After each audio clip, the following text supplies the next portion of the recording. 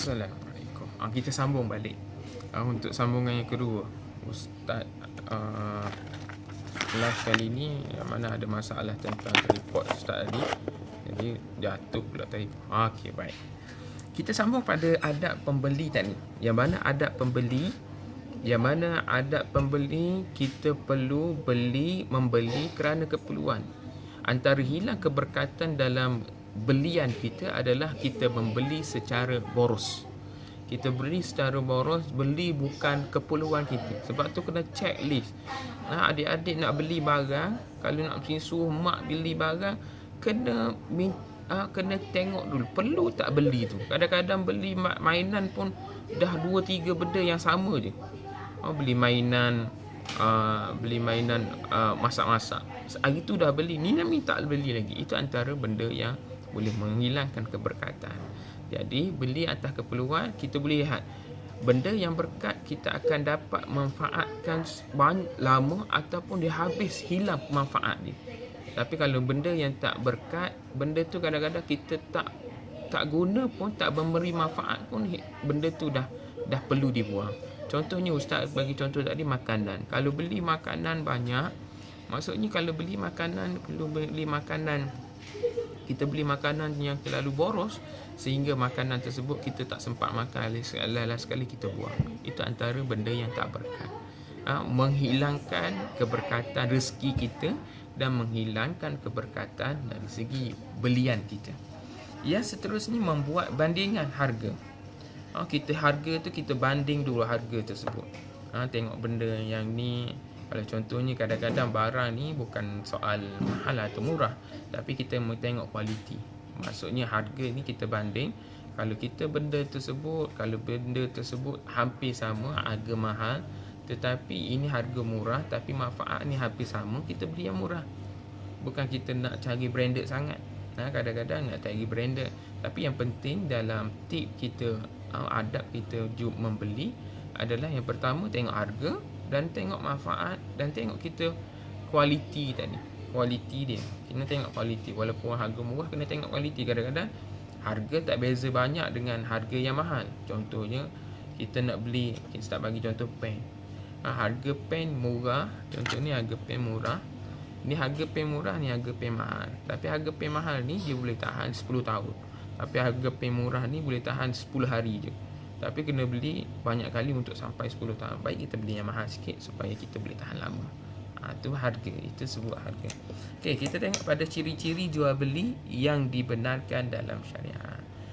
Dibenarkan syarak, iaitu penjual dan pembeli kena berakal. Kita tak sah kita jual beli dengan orang gila.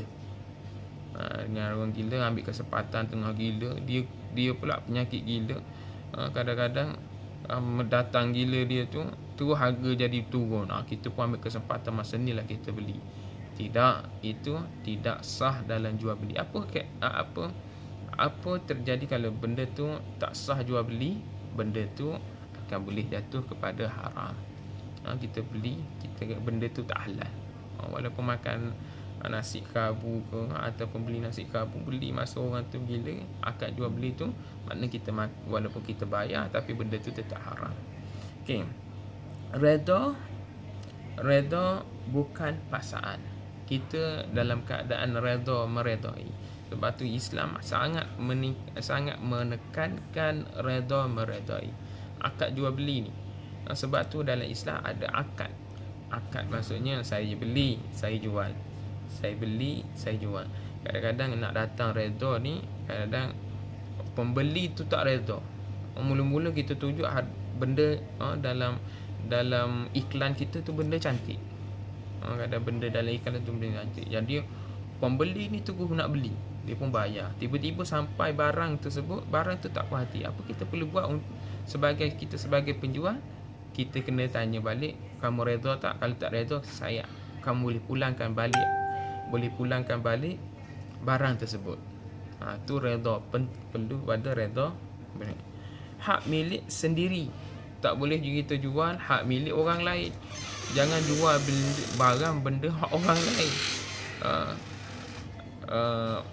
kita nak jual, saya nak jual kereta tu kereta siapa? Kereta orang, saya nak jual, tak boleh.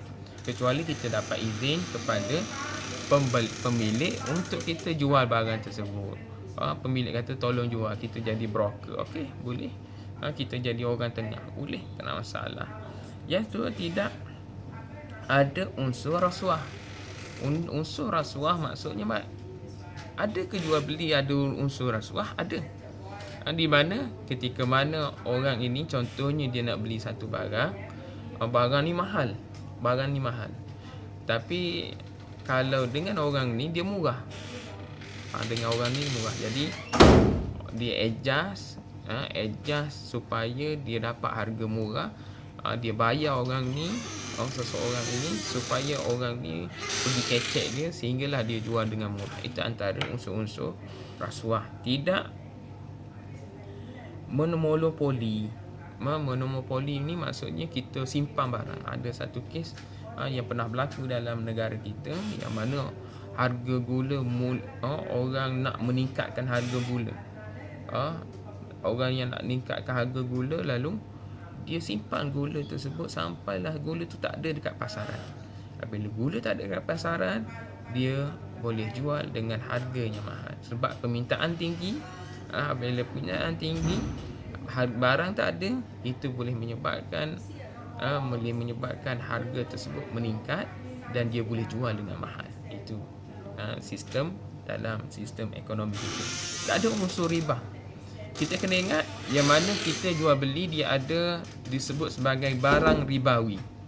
Barang ribawi contohnya barang-barang makanan, beras dengan beras. Kita tak boleh beli beras dalam keadaan tertunggak, tak boleh. Ansuran tak boleh beli beras dari ansuran, tak boleh.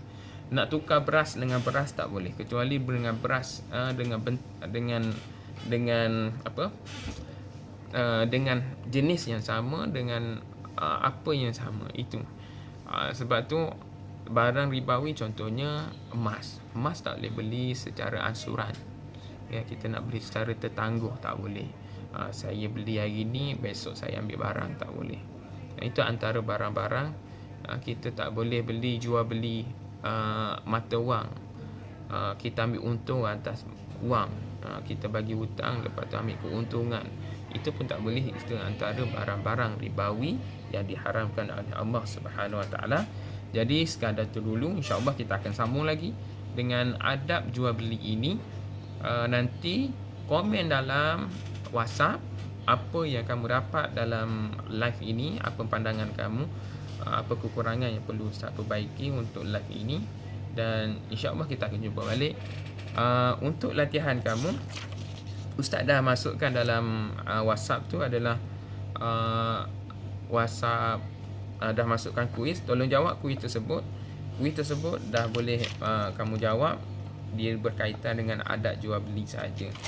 Lepas tu siapa yang ada buku latihan, jawab buku latihan dalam buku aktiviti kamu tu, jawab dalam bab jual beli, dan insya-Allah nanti naik sekolah Ustaz akan cek. Itu saja. Wallahu alam. Assalamualaikum warahmatullahi wabarakatuh.